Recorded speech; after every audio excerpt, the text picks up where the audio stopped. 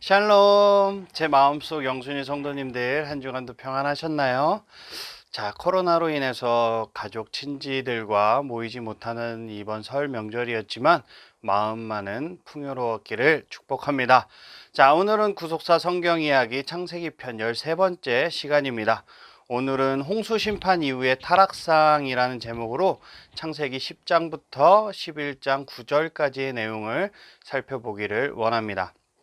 오늘도 즐거운 성경 이야기 속으로 저와 함께 들어가 보도록 하겠습니다. 자, 오늘 본문은 노아의 아들 셈과 함과 야벳의 족보는 이러하니라 라고 시작을 하면서 네 번째 톨레도트가 시작되는 장면입니다. 문제는 노아의 후손들이 바벨탑을 쌓으면서 하나님의 이름이 아니라 우리의 이름을 내자라고 한 데 있습니다. 그 결과로 하나님께서는 벌을 내리시는데 첫 번째는 언어를 혼잡하게 하셨다는 것이고 둘째는 흩으셨다라는 거예요. 홍수로 멸하셨다 하심과 그리고 흩으셨다라는 이 차이점을 우리는 깨달아야 합니다. 언어를 혼잡하게 하시고 흩으셨다라는 것은 언젠가는 다시 모으실 것이라는 것이 암시되고 있는데요. 우리가 다 우리의 각 방언으로 하나님의 큰 일을 말함을 듣는도다라고 사도행전에서 기록된 것처럼 모으시려는 하나님의 그 계획을 우리는 엿볼 수 있습니다.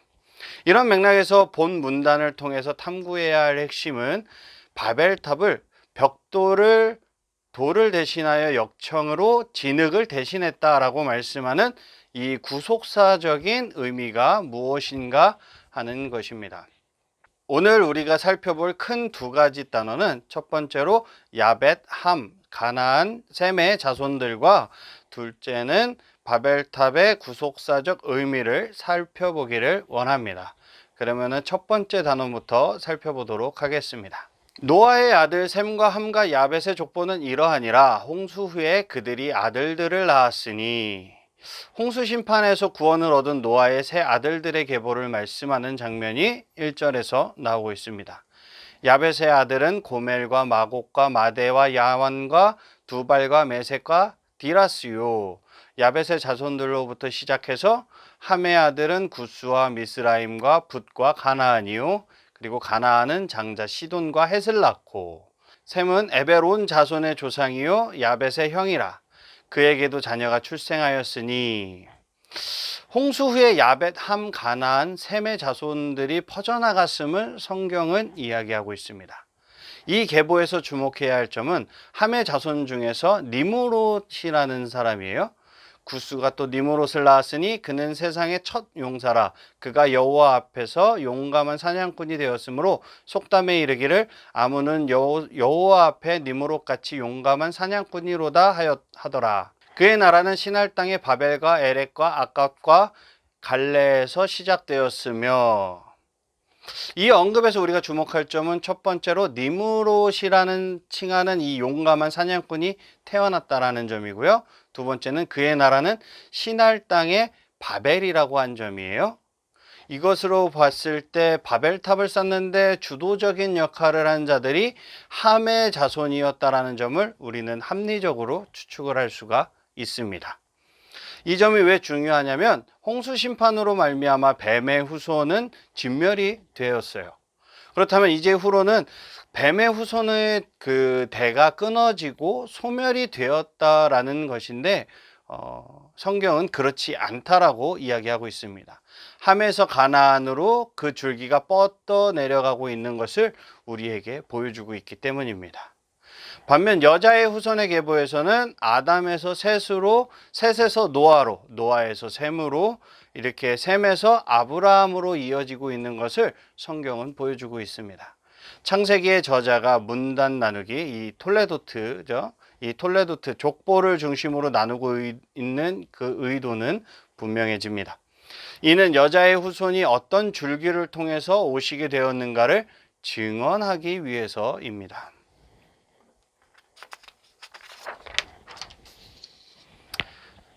그러면 둘째 단원 우리 바벨탑의 구속사적 의미를 좀 살펴보자면 성경은 11장에서 온 땅의 언어가 하나요 말이 하나였더라. 이에 그들이 동방으로 옮기다가 시날 평지를 만나 거기 거류하며 서로 말하되 자 벽돌을 만들어 견고히 굳자 하고 이에 벽돌로 돌을 대신하며 역청으로 진흙을 대신하고 바벨탑을 쌓기 시작을 합니다. 이 둘째 단원을 통해서 말씀하시려는 바는 또 두 가지인데요.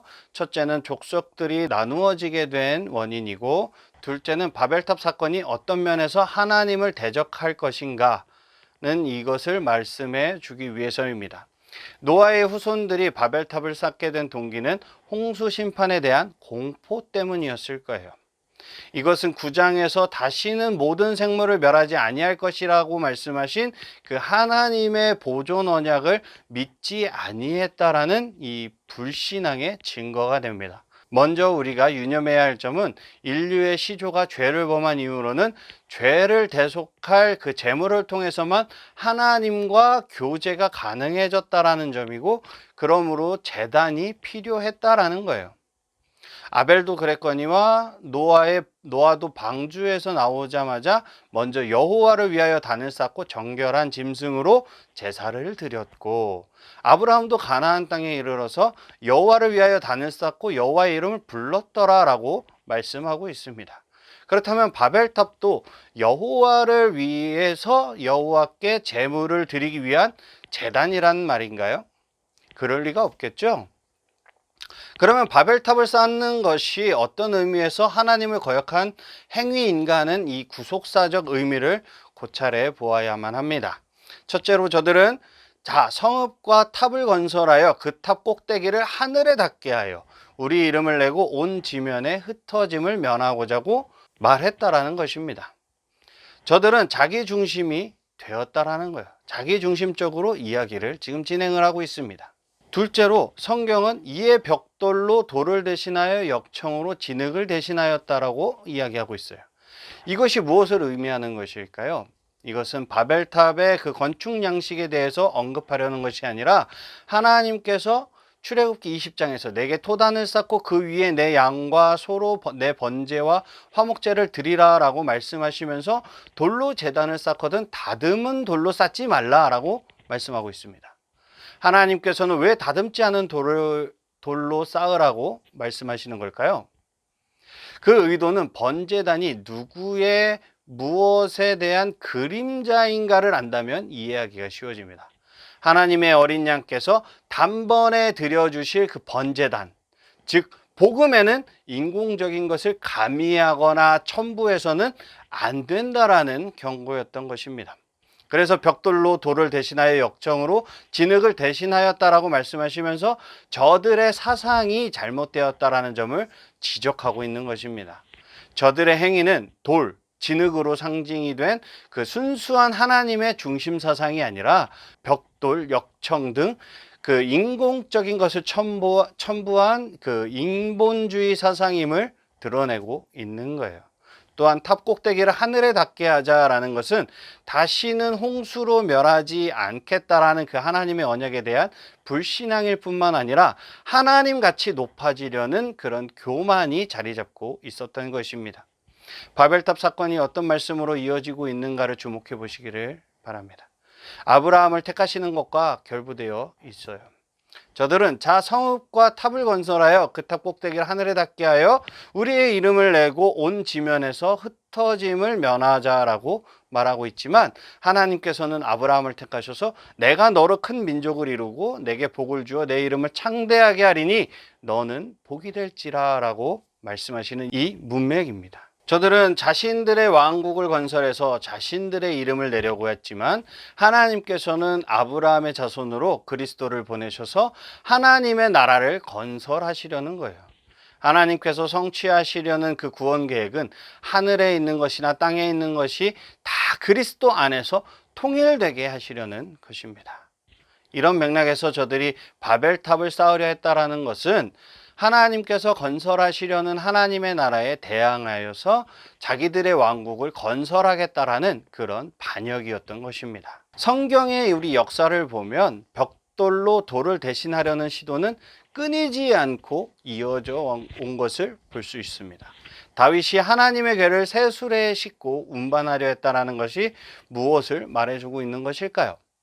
블레셋에게 빼앗겼던 그 하나님의 궤가 돌아올 때는 이끄는 사람이 없었음에도 암소가 베세메스 길로 바로 행하여 대로로 가며 갈 때 울고 좌우로 치우치지 아니하였더라라고 말씀하고 있는데, 영광을 받으시라고 새 수레에 싣고 운반하려고 했을 때는 어찌하여 소들이 뛰므로 그 좋은 날에 웃사가 죽임을 당하는 불상사가 일어났는가를 우리는 깊이 새겨야 할 것입니다. 그리고 또 있어요. 아하스 왕이 다메섹에 거기 있는 제단을 보고 아하스 왕이 그 제단의 모든 구조와 제도의 양식을 그려 제사장 우리야에게 보냈더니 라고 열왕기 하에 이렇게 나와 있는데, 왜 이렇게 했는가 하는 거예요. 거기 있는 우상의 제단이 크고 화려하고 보기에 좋았기 때문이에요. 그런데 진실한 증인이라는 그 칭찬을 듣던 제사장 우리야가 아하스 왕이 다메섹에서 보낸 대로 모두 행하여 제사장 우리야가 제단을 만든지라 한 것은 무엇을 말씀하고 있는 것일까요?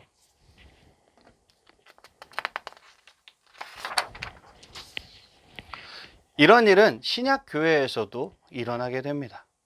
어떤 사람들이 유대로부터 내려와서 형제들을 가르치되 너희가 모세의 법대로 할례를 받지 아니하면 능히 구원을 받지 못하리라. 이들이 벽돌로 돌을 대신하려는 자들인 거예요. 사도 바울은 그러나 우리가 혹은 하늘로부터 온 천사라도 우리가 너희에게 전한 복음 위에 다른 복음을 전하면 저주를 받을지어다 라고 분개하며 극단적인 말을 하고 있습니다. 벽돌로 돌을 대신하여 역청으로 진흙을 대신하려는 그 시도는 현대교회에 이르러서 더욱 극성을 부리고 있습니다.